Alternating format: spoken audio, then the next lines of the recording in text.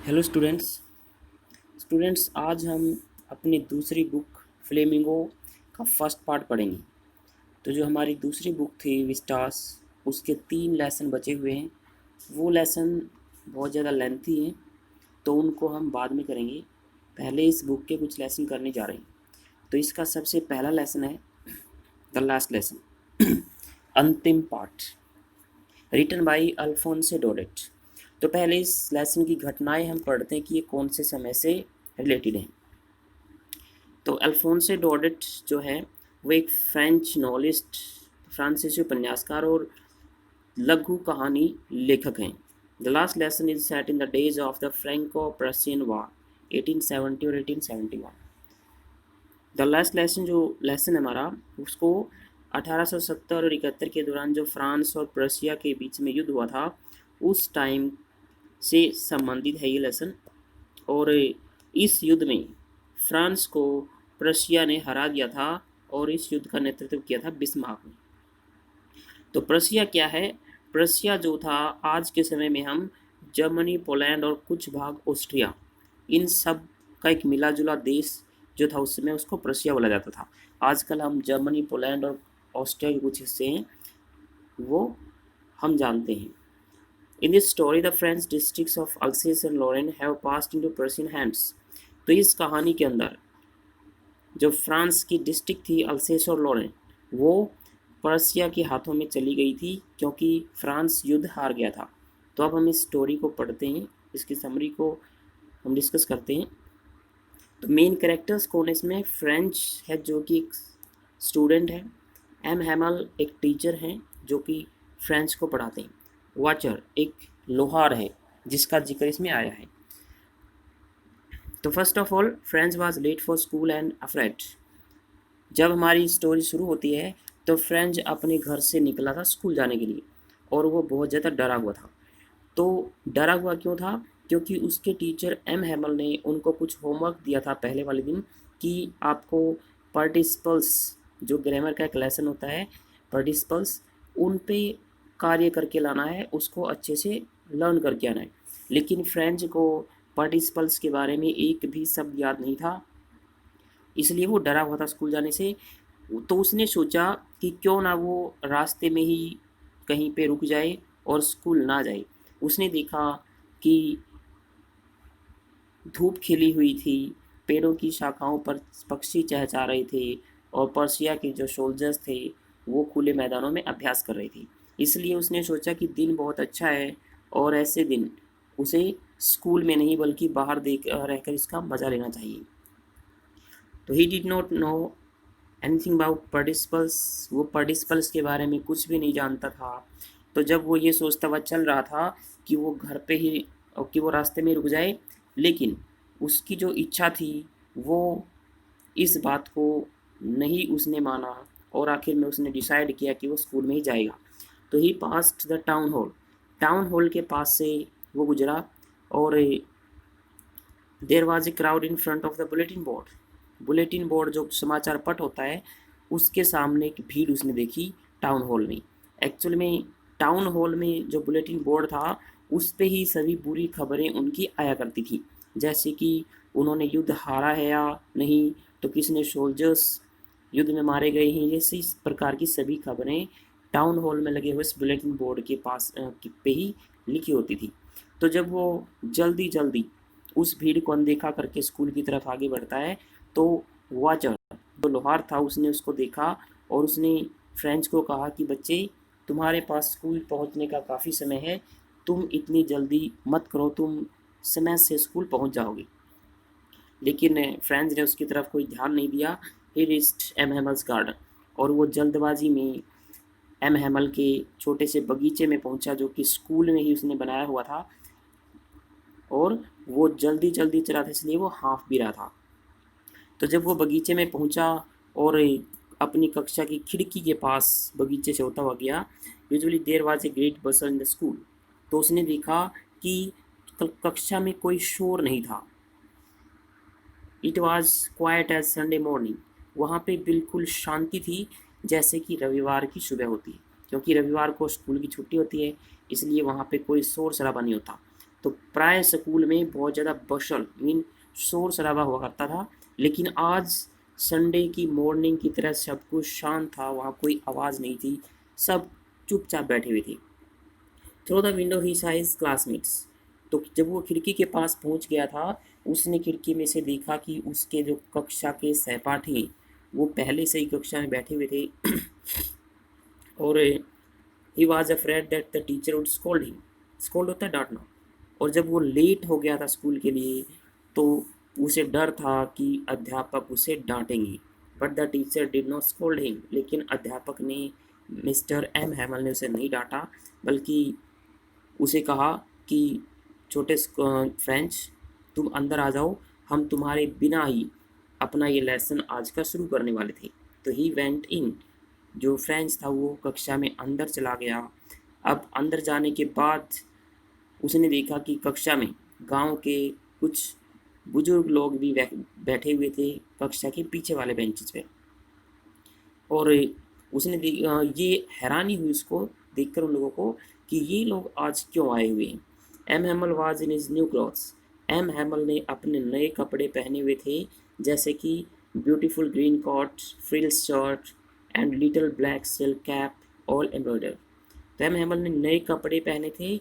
उसने एक सुंदर हरा कोट पहन रखा था, फ्रिल्स शर्ट, झालर वाली एक शर्ट पहनी थी और छोटा सा काले रंग का रेशमी कैप उसने पहनी थी, और ये सब एम्ब्रॉयडर थे, कढ़ाई किए हुए थे।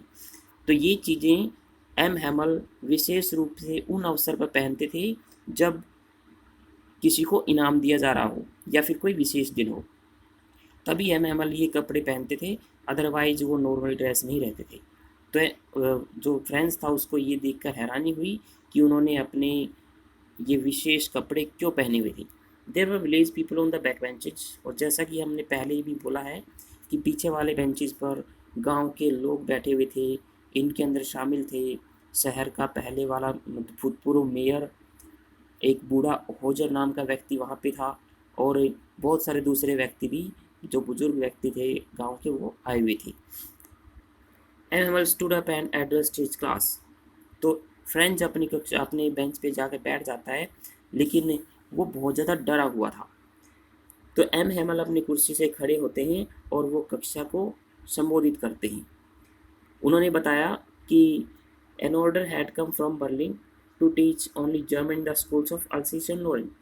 तो उन्होंने कक्षा को बताया कि आज जो हम लेसन पढ़ने वाले हैं वो फ्रांसीसी भाषा का हमारा अंतिम लेसन है, क्योंकि बर्लिन से, जो कि जर्मनी की राजधानी है, बर्लिन से एक ऑर्डर आया है कि अल्सेश और लोरेन जो डिस्ट्रिक्ट हैं उनमें जो स्कूल हैं उनके अंदर केवल जर्मन भाषा ही पढ़ाई जाएगी, क्योंकि फ्रांस युद्ध हार गया था, जर्मनी जीत गया था, तो जर्मन भाषा वहाँ पे पढ़ाई जाएगी और नए अध्यापक अगले दिन आने वाले थे। इसलिए एम हैमल को आज ही ये स्कूल कर छोड़कर यहाँ से जाना पड़ेगा। तो उन्होंने कक्षा को बताया, this is your last French lesson, कि ये आपका फ्रांसीसी भाषा का अंतिम लेसन है। French repeated that he did not learn his lessons, repented. अब जब फ्रेंच ने ये बात सुनी कि ये उनका अंतिम फ्रांसीसी भाषा का पाठ है, तो रिपेंट होता पछताना। तो फ्रेंच इस बात को लेकर पछता रहा था कि उसने समय रहते अपने पाठों को क्यों नहीं पढ़ा। उसने उसे याद किया कि वो स्कूल से बाहर रहकर कभी तैरने के लिए चला जाता था नदी में, कभी वो मछलियाँ पकड़ने के लिए चला जाता था, लेकिन उसने समय रहते अपना पाठ कभी भी नहीं पढ़ा। अब he understood why the village people had come to the school. अब उसको समझ में आया कि गांव के जो लोग हैं वो स्कूल क्यों आए थे। उसने महसूस किया, उसको समझ में आई ये बात कि गांव के जो लोग हैं वो एम हैमल की 40 साल की जो वफादारी भरी सेवा थी स्कूल में, उसका धन्यवाद करने के लिए वहाँ पे आए। एम हैमल पिछले 40 सालों से स्कूल में पढ़ा रहे थे और उन्होंने बिल्कुल ईमानदारी से जो सेवा की थी इन डिस्ट्रिक्ट की, इस स्कूल में रहकर, उसका धन्यवाद करने के लिए वो एम हैमल के पास आए थे। अब एम हैमल उनको छोड़कर जा रहे थे, इसलिए वो सब लोग बहुत ही निराश थे। The teacher asked Franz to tell something about participles.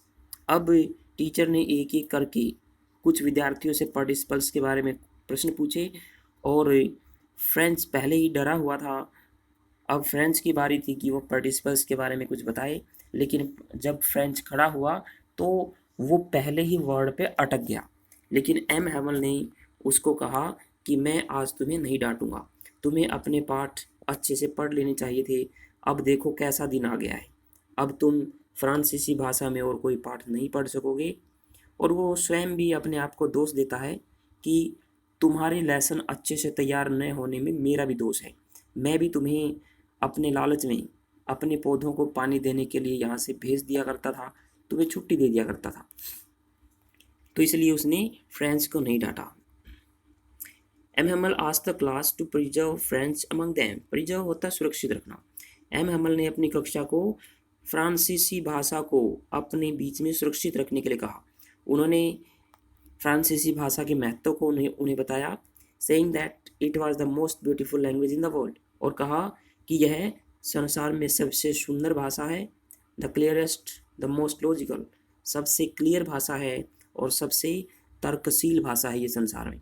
और कहते हैं फ्रेंच जो मिस्टर हैमल है वो फिर से क्लास को बताते हैं कि जो भाषा है, जब तक लोगों का उस पर बहुत ज़्यादा प्रभाव रहता है, लोगों की पकड़ उस पर बनी रहती है, अपनी भाषा को लोग नहीं छोड़ते, तब तक ये वैसी बात होती है जैसे कि किसी कैदी के पास अपनी जेल की चाबी हो।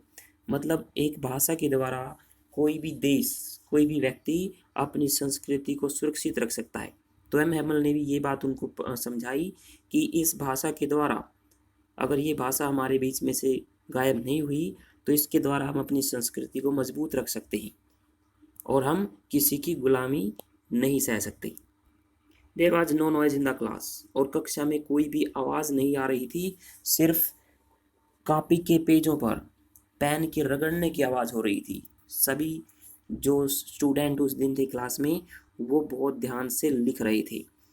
ही completely understood his last lesson, और फ्रेंच को जब पाठ पढ़ाए गए मिस एम हैमल के द्वारा, फ्रेंच ने बहुत ज़्यादा ध्यान से उनको सुना और वो पूरी तरह से अपने लेसन को समझ गया था। अब फ्रेंच को हैरानी हुई कि उसे कितनी अच्छी तरह से ये लेसन समझ में आ गया है, उसका अंतिम लेसन।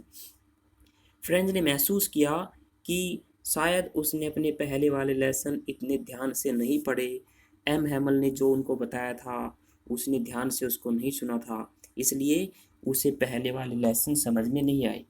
अब उसने ये भी महसूस किया कि शायद एम हैमल ने भी पहले इतनी अच्छी प्रकार से उन्हें उनके लेसन नहीं समझाए थे, लेकिन आज जब लास्ट दिन आ गया है कक्षा का, तो एम हैमल एक ही बार में अपनी कक्षा को पूरा ज्ञान दे देना चाहते हैं। इसलिए एम हैमल आज पूरी कोशिश कर रहे थे कि वो अपना अंतिम पाठ अच्छी प्रकार से अपने स्टूडेंट्स को या गांव के जो दूसरे लोग आए थे उनको समझा दें। All at once the church clock struck 12। अब अचानक ही चर्च की घड़ी ने 12 बजाई, और 12 बजते ही M Hamel stood up very pale in his chair. M Hamel अपनी कुर्सी से खड़े हो गए और वो बहुत ही पीले दिखाई दे रहे थे, बहुत ही दुखी दिखाई दे रही थी। Then he turn to the blackboard, took a piece of chalk and bearing on with all his might. फिर वो ब्लैक बोर्ड की तरफ घूमे, एक चाक का टुकड़ा लिया और अपनी पूरी शक्ति को समेटते हुए उन्होंने इतना बड़ा लिखा जितना बड़ा वो लिख सकती थी। उन्होंने लिखा वाइव ला फ्रांस, फ्रांस अमर रहे। तो at last he said school is dismissed, you may go. तो अंत में जब एम हैमल बोल नहीं सके, वो कुछ बोलना चाहते थे कक्षा के सामने लेकिन वो बोल नहीं सके, उनका गला रुंध गया था। उन्होंने लास्ट में एक इशारे से अपने स्टूडेंट्स को कहा school is dismissed, you may go, कि स्कूल समाप्त होता है, आप जा सकते हो। तो ये हमारी पहले लेसन की स्टोरी थी। इसके पॉइंट्स को यूज़ करते हुए हम इसकी एक समरी तैयार करेंगे। Thank you.